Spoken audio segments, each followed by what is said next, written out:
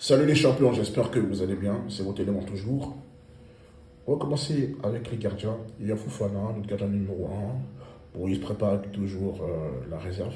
Voilà, donc, bien d'être là. Mohamed Koné, depuis sa blessure au niveau de la main, il n'a pas eu sa place de titulaire. C'est inquiétant. J'aurais préféré prendre Fofana. Mais c'est là, c'est la continuité. Hein. Voilà.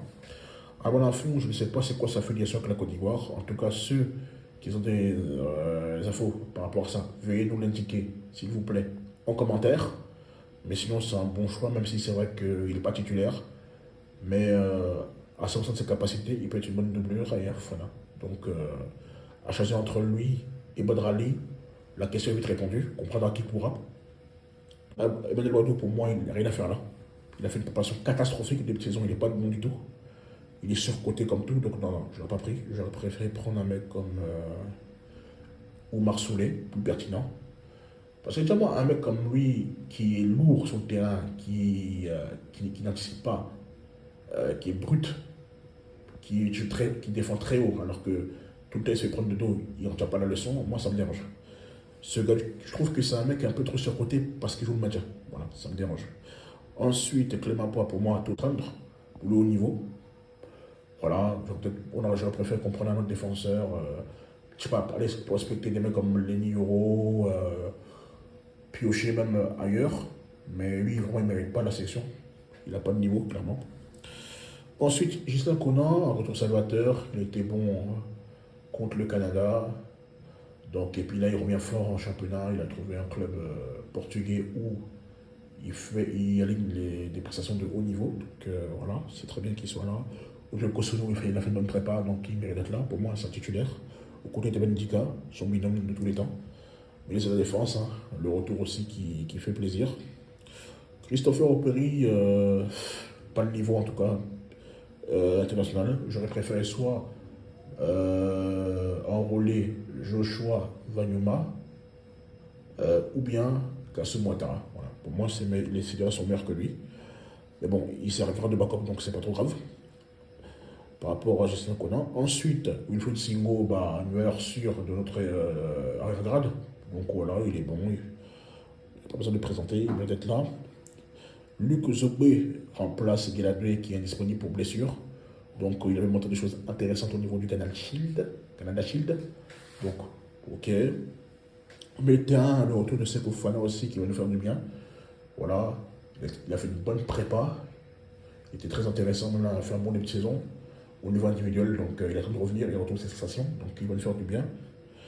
Jean-Philippe Pomanche, il n'a rien à faire là, il est catastrophique, il joue en défense centrale du côté de Metz, il est complètement à la ramasse, il n'a pas de niveau, je préfère prendre un mec comme Ismaël Doucouré de Strasbourg, ou un mec qui est couillé pour vous sur les jeux de terrain.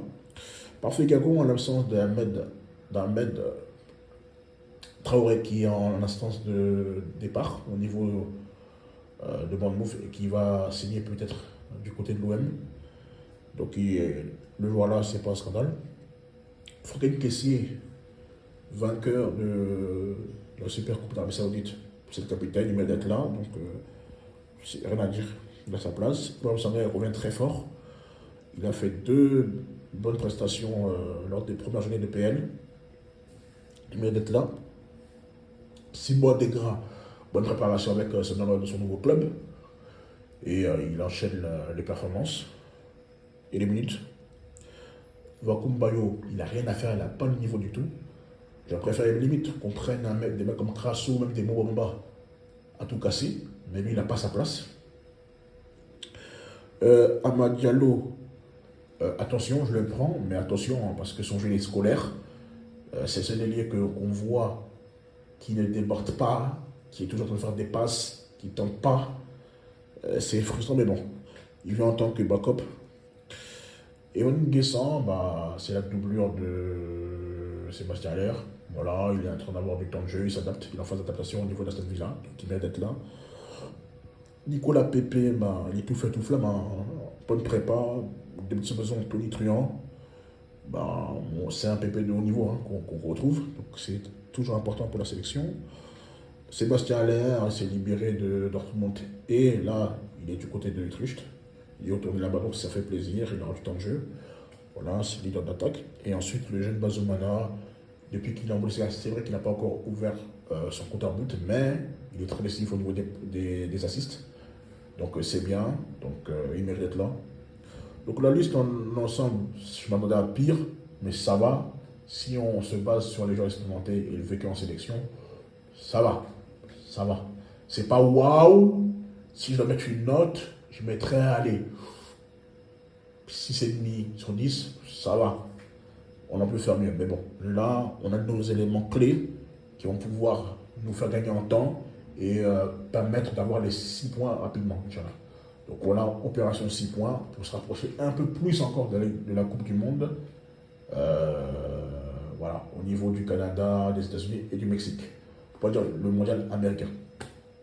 Donc voilà, c'était tout. On s'attrape la suite au prochain numéro. Ciao, ciao.